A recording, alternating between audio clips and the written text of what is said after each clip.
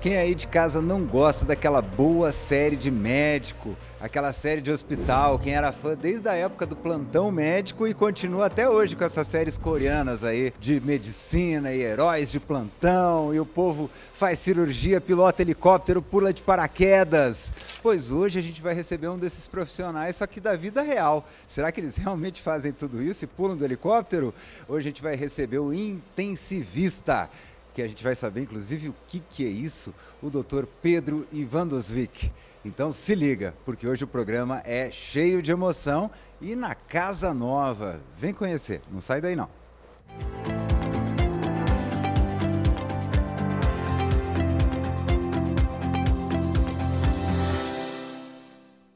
Quando eu ouvi a primeira palavra, assim, a primeira vez a palavra intensivista, eu fiquei muito curioso para saber realmente o que significa e nada mais, ninguém melhor para explicar isso para a gente do que um intensivista. Seja muito bem-vindo. Não sei se eu falei seu nome correto, Pedro Ivandosvik. Falou sim. Tudo bem? É Pedro Ivandosvik. Seja bem-vindo. Muito obrigado, é um prazer estar aqui para a gente compartilhar um pouco sobre essa especialidade que até meados da pandemia ninguém sabia do que se tratava, como funcionava, e depois da pandemia isso veio como um vulcão, né? E aí a gente está aqui para bater um pouquinho de papo sobre isso. Então, lá no hospital, quando chega aquele paciente em estado gravíssimo, quem está lá para receber é o senhor? Isso é das místicas da UTI, que só vai para a UTI quem está em estado gravíssimo. Uhum. Nem sempre é assim. Não? Nem não sempre. Precisa. Nem sempre é o paciente mais grave. Às vezes a gente pega um paciente num pós-operatório, que tem um histórico de doença prévio, um paciente que já teve um infarto em algum momento, ele precisa passar pelo pós-operatório num ambiente de terapia intensiva. Então nem sempre a UTI é o último estágio de cuidado do nosso paciente. Quer dizer assim, esse está muito mal. Não, mas é alguém que às vezes pode ficar. Exatamente, é aquele paciente que requer um cuidado intensivo. Aí ele vai para a nossa unidade. E foi interessante, quando eu comentei que o senhor viria, eu recebi algumas perguntas, né? Tipo, a primeira delas é, UTI é tudo igual? Todas as UTIs, eles têm uma padronização? Olha, para você ter uma UTI tem que ser isso, isso e aquilo? Tem. Nós seguimos uma legislação, que é a RDC 07 de 2010, onde algumas das conformações elas têm que ser padronizadas. Quantidade de leito, quantidade de enfermeiro, quantidade de técnico de enfermagem, a especialidade do médico para coordenar, para ser o responsável técnico, tem que ser intensivista. Então, essas situações básicas, elas são regidas por essa legislação. E hoje o senhor coordena essa parte na Santa Casa de Misericórdia. Exatamente. Eu sou o coordenador das UTIs da Santa Casa desde 2009. Olha, bastante tempo. Bastante tempo.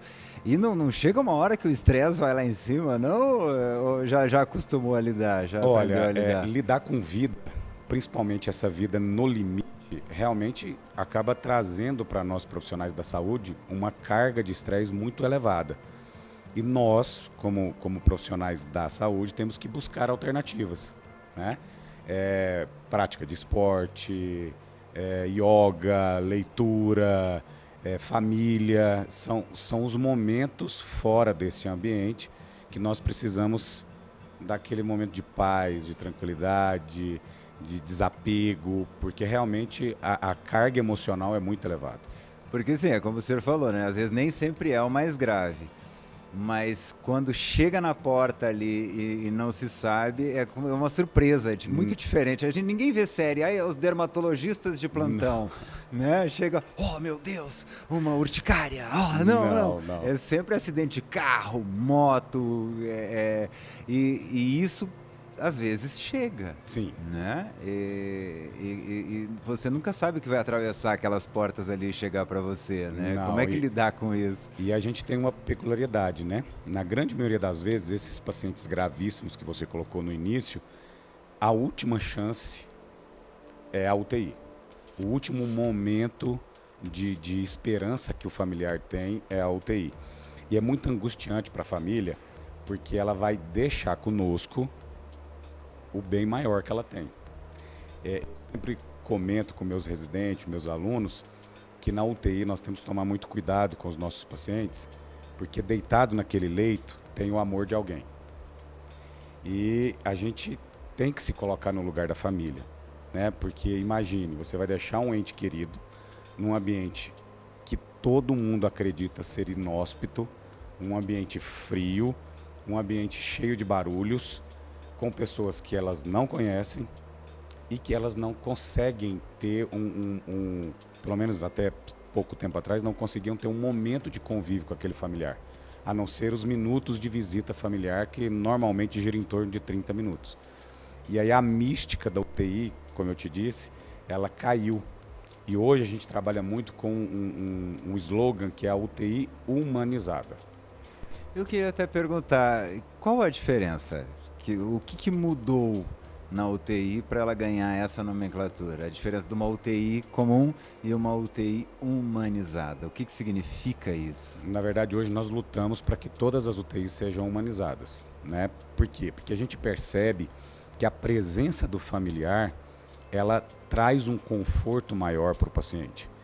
Imagine você, como paciente, numa unidade de terapia intensiva, deitado num leito, olhando uma parede branca, com pessoas que você não conhece por vários e vários dias. Isso acaba trazendo para o paciente um transtorno psicológico muito comum, que chama delirium. E isso piora o quadro clínico, isso prolonga o tempo de internação. E aí, percebendo isso, a equipe multidisciplinar da UTI, a gente preconiza que o tratamento seja humanizado. Boa palavra essa, multidisciplinar. Sim. Que tipos de profissionais de especializações existem dentro de uma UTI?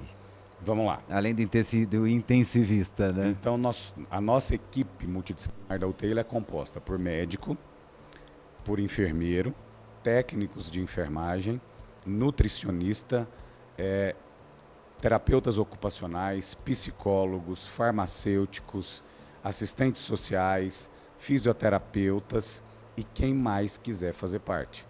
Então, todo o hospital ele é convidado. Nós temos diariamente nas UTIs, principalmente na Santa Casa, que nós chamamos de round ou visita multidisciplinar, onde todos do hospital, inclusive os próprios gestores, são convidados a participar para entender a dinâmica, para montar um plano terapêutico para o paciente, porque aquele paciente ele não é um cidadão que precisa receber determinados tipos de medicação.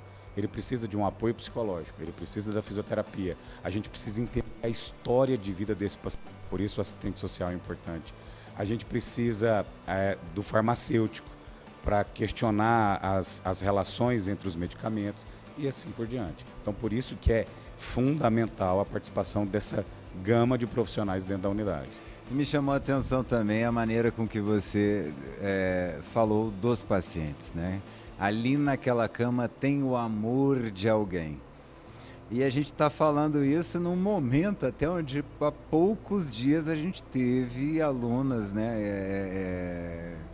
Residentes, na verdade, já saíram da faculdade, mas ainda estão estudando de medicina, fazendo chacota com uma menina que foi transplantada e acabou falecendo. Como o senhor enxerga essa nova geração de médicos que cresceu com essa vitrine do TikTok, essa vitrine do Instagram, essa falta de conversa no tete-a-tete, tudo é aqui a gente hoje é medido, a gente já foi muito medido pelo que a gente tem, mas hoje é muito mais até do que pelo que a gente aparenta, não é nem mais o que a gente tem não interessa, o que interessa é o que a gente aparenta. Como manter essa visão humana, essa visão de amor, de carinho, num mundo que está cada vez mais frio e mais sem carinho? Porque o senhor também o senhor supervisiona residentes, sim, né? Na verdade, assim, eu sou o criador, junto com a doutora Irani, que é a nossa superintendente, há muitos anos atrás, supervisiono e sou preceptor da Residência Médica de Medicina Intensiva da Santa Casa. Preceptor. Isso. E além disso, sou preceptor também da PUC Goiás com os alunos do 11º período de medicina. É esse que eu tinha lido, exato. Eu confundi. E como o senhor lida com eles, essa parte de fazer com que eles não esqueçam que a gente não está tentando combater uma doença, a gente está tentando salvar uma pessoa, né? Às vezes mudar o olhar, né? Bom, como é que a gente faz, né? É esse trabalho que eu comentei com você. A gente precisa mostrar para os nossos residentes, para os nossos alunos, que ali existe alguém que é amado e que ama. É um ser que ele conjuga os verbos, né? Principalmente o amor. Ele sempre vai ser o amor de alguém e amado por alguém. E eu tento fazer com que os meus alunos se coloquem no lugar tanto do paciente quanto do familiar que aguarda notícias, que aguarda uma resposta para aquela doença. Então eu cobro muito isso. Eu sou de uma geração um pouco mais antiga. A minha geração cresceu com a evolução da internet. Nós fomos desenvolvendo junto com essa tecnologia, com esse avanço de tecnologia. E o pessoal mais jovem, não, eles já vieram com a tecnologia pronta, né? Então essa relação humana, ela caiu por terra.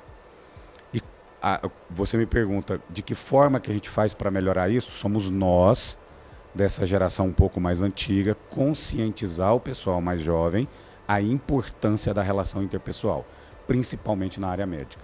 A gente não pode perder esse convívio pessoal na medicina, com o nosso paciente. Antigamente a gente chamava isso de empatia. A gente precisa ter empatia com o nosso paciente. O nosso paciente é o responsável por a gente existir, por nós estarmos na profissão. A medicina hoje está muito superficializada. Nós trocamos, por essa quantidade exagerada de cursos de medicina, nós trocamos o ambiente hospitalar, nós trocamos o contato com o paciente real por uma sala com ar-condicionado e um boneco comandado por um computador. Isso para o aluno é muito ruim. É legal, ele vai se tornar um profissional mais capacitado do ponto de vista teórico, porque ele vai aprender, ele vai ler muito, ele vai estudar muito, mas no momento que ele precisar entrar em contato com o doente lá na época do internato, ele vai sofrer bastante. E a nossa preocupação enquanto formador de médicos residentes e alunos de medicina não é só com o paciente, é com esses garotos e garotas. Né? Esse pessoal, eles precisam disso para amadurecer emocionalmente. E é uma loucura tentar fazer isso se a gente analisar que há pouco tempo atrás, pode olhar aí na internet, no YouTube, durante uma entrevista, o Elon Musk, que é um dos grandes heróis dessa nova geração, disse que a empatia era uma das grandes fraquezas do mundo ocidental. Né? E a gente sabe que a empatia é o que fez o ser humano chegar até aqui hoje, gente. Então, como é que a gente rema contra a maré desse jeito, né? A gente tem que remar contra a maré, não tem outra frase, acho que você foi muito feliz. A empatia, pelo menos do meu ponto de vista, como intensivista há mais ou menos, 15 anos, né? Eu nunca consegui não ser empático com meus pacientes, com os familiares dos meus pacientes. A gente não tem como transferir essa responsabilidade de, infelizmente, que é uma rotina da terapia intensiva, da notícia de um óbito ou da notícia de que o paciente vai receber alta, transferir isso para a tecnologia, para o computador, para uma inteligência artificial. Eu não consigo enxergar que isso não faça parte do escopo do médico chegar no familiar com todo o carinho, com toda a responsabilidade e informar que o seu ente querido não está mais entre nós, por uma consequência de uma doença, enfim. Ou não, que aquele paciente chegou extremamente grave, que a família estava assim, naquela angústia do óbito, e você virar e dizer para eles que, olha, seu pai, sua mãe, seu filho conseguiu recuperar, está recebendo alta, vai para a enfermaria e a vida continua. Então isso não pode ser transferido para uma inteligência artificial. E essa sensação que você enxerga de alívio na família é talvez o grande tesouro, né? Sim. tanto essa satisfação, quanto quando você vai dar notícia de um óbito e você percebe que a família, por mais triste, por mais sofrida que esteja, ela está agradecida por tudo aquilo que você dedicou ao ente amado que estava na sua UTI. Então, essa sensação de agradecimento, essa resposta no olhar, às vezes ela não fala um muito obrigado, porque ela não tem condições. Ela está sofrendo. Mas no olhar você entende, isso é empatia, você entende que ela está te agradecendo por tudo aquilo que você fez pelo ente querido dela. Perguntar uma coisa também, você falou da questão do familiar que está esperando notícia.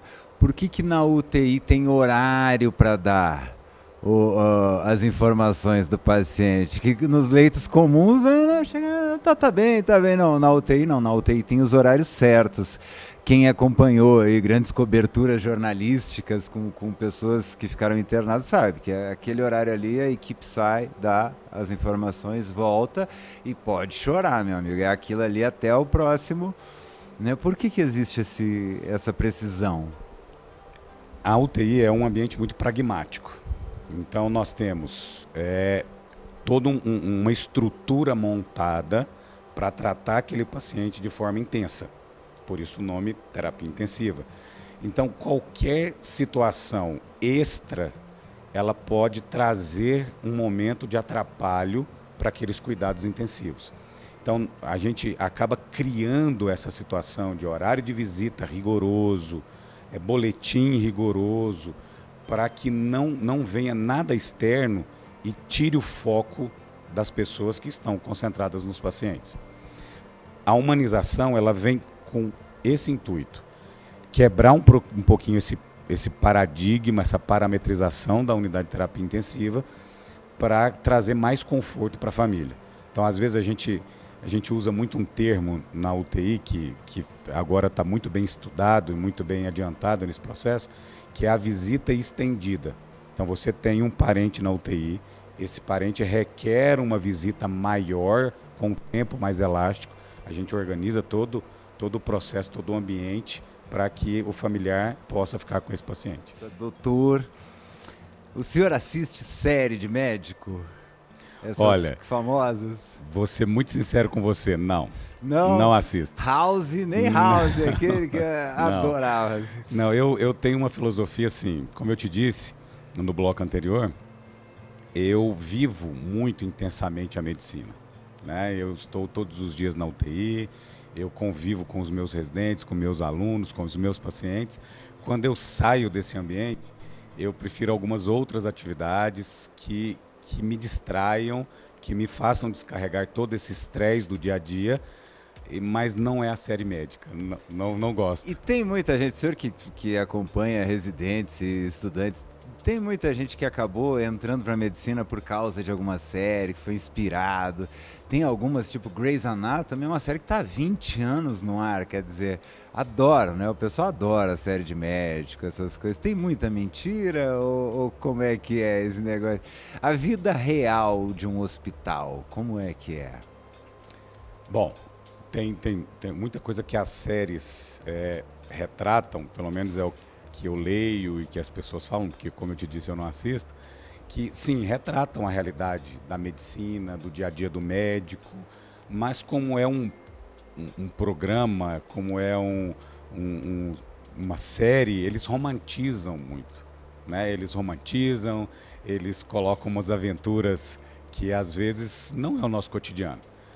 E muitos alunos, sem dúvida nenhuma, acabam pensando em fazer medicina baseado nessas idealizações de enriquecimento, de ser bonito, de arrumar um casamento dentro do hospital, que nem sempre acontece.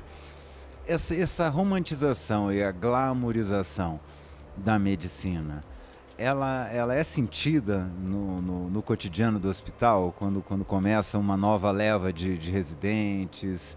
Qual é o impacto que isso tem dentro deles? O que eles entram idealizando e, de repente, aquele impacto, como é que eles lidam com isso? O senhor percebe isso ou não? A pessoa já chega lá pronta? Não, eles não chegam prontos, não. Eles têm uma ideia muito equivocada do que é a residência, principalmente da terapia intensiva. O grande problema da terapia intensiva, que é o nosso foco aqui, foi a pandemia. A pandemia, ela infelizmente trouxe uma realidade que fez com que os alunos saíssem da faculdade e fossem direto para a UTI. Não tínhamos médicos disponíveis para plantões e unidade de terapia intensiva naquela época. Então, os recém-formados foram despejados na unidade de terapia intensiva. E todo mundo acha que hoje dar plantão em unidade de terapia intensiva é a coisa mais tranquila do mundo. Então, essa é a romantização que eu vejo nesse momento. Eles acham que qualquer pessoa está capacitada a assumir um plantão de UTI. E não é bem assim. A UTI, ela exige uma formação específica, ela exige que o indivíduo esteja preparado, tanto do ponto de vista técnico quanto emocional, porque ele vai lidar nessa dualidade de vida e morte o tempo inteiro. Ele é obrigado a entender que morrer não é comum. Morrer não é comum. Por mais que seja a única certeza que nós tenhamos na nossa vida, mas não é comum perdermos um paciente. Perder paciente não significa o indivíduo morreu e eu vou jantar. Eu não posso permitir que os meus alunos tenham esse sentimento. Naturalização não é da a morte não é tão sem sentido assim. O paciente do 17 morreu. Não é o paciente do 17 que morreu. Foi o senhor fulano de tal, que é pai de alguém, que é avô, que é amado por alguém, que ama alguém, que tem um cachorrinho, que tem uma vida. Viver é muito importante. É uma dádiva. A vida é uma dádiva. E a gente não pode banalizar essa dádiva. Tem que continuar puxando aquela corda ali. O tempo inteiro, até onde der. A gente tem uma slogan muito legal da medicina intensiva. Amor intenso pela vida. Nós amamos a vida. Amamos. Então a gente não pode banalizar essa situação de estar vivo. O paciente tem que ter nome. Nome, sobrenome, vida, relacionamento, história. E a gente tem que respeitar isso. Eu vejo, de vez em quando a gente vê cavalo, cachorro dentro de hospital. Isso é enfermagem, né? UTI não. Sim, UTI também. Também. Eu disse para você que ao longo da história da terapia intensiva houveram quebras de paradigma, né? Um desses paradigmas é isso, essa história de vida. O animal, ele traz consigo uma relação íntima com o dono, com o paciente. E a gente tenta trazer isso para a UTI, claro, com todo o critério. Não são todos os pacientes que recebem a visita dos animais. Aqueles pacientes imunossuprimidos, óbvio, a gente tem todo um cuidado. Mas a gente trabalha com esse relacionamento com os bichinhos, sim, sem dúvida. E é interessante como a gente está enxergando a medicina como um todo, né? Que antes era, a doença é essa, o problema a solução é esse medicamento, essa cirurgia. Não, hoje a gente entende a pessoa como um todo, né? Inclusive você até falou assim que jogaram muita gente recém-formada porque não tinha médico. Não tinha médico porque muitos intensivistas morreram durante a pandemia, que estavam ali, a gente fala, na linha de frente. Sim. E foi aquilo mesmo, os intensivistas foram os primeiros a sofrer essa consequência, né?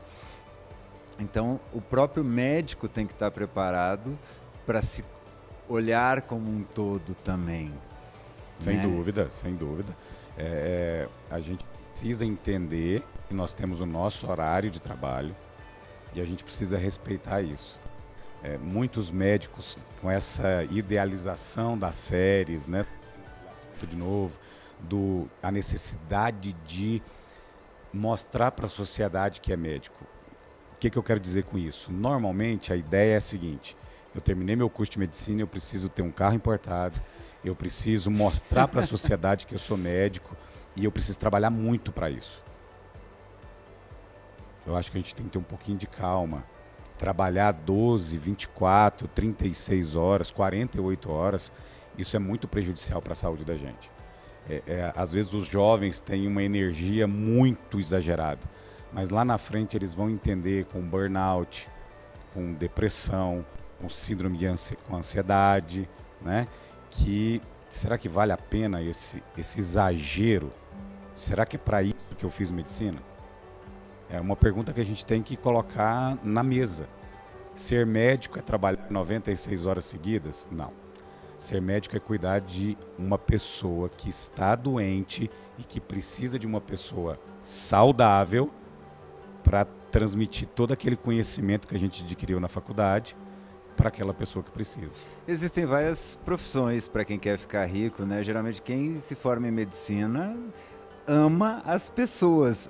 Dinheiro é consequência, natural ou não, né? Mas primeiro tem que entrar pelo amor às pessoas, não é isso? Eu ia colocar justamente essa frase. Eu acho que tudo aquilo que você faz com amor, com dedicação, com empenho, com garra, que você se prepara, mais cedo ou mais tarde você vai ser recompensado financeiramente. Mais cedo ou mais tarde.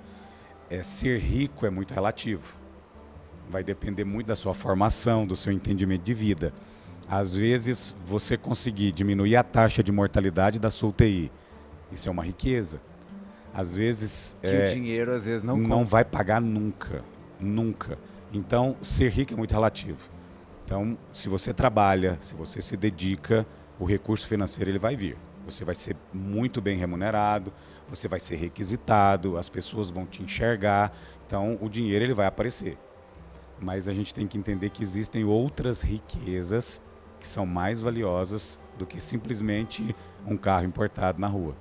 Eu brinco, eu tive muito dinheiro durante 2 vezes na minha vida. Em 2 episódios, sem querer. Eu nunca quis ficar rico, mas sem querer eu fiquei rico 2 vezes na vida. Foram 2 épocas que eu fui muito infeliz. Olhando assim para trás, eu era muito infeliz. Numa delas, um amigo teve que chegar e dizer, cara, você tá miserável. E eu tinha dinheiro. Então, é muito isso. Só que a gente está vivendo numa sociedade que joga muito isso. Sim. Né? Da questão da riqueza ser a tua posição na sociedade, ela depende da tua riqueza. Você, há 16 anos atrás, a UTI era igual a de hoje? Não, sem dúvida não. Não? Não, é o mesmo espaço, é o mesmo ambiente, mas hoje a UTI da Santa Casa ela é uma UTI humanizada, uma UTI onde a gente consegue cuidar muito melhor dos nossos pacientes. A gente trouxe ao longo desses anos todos uma mudança do ponto de vista comportamental com a ajuda de toda a equipe do hospital, a equipe de psicologia, a equipe de farmácia, a própria gestão da unidade.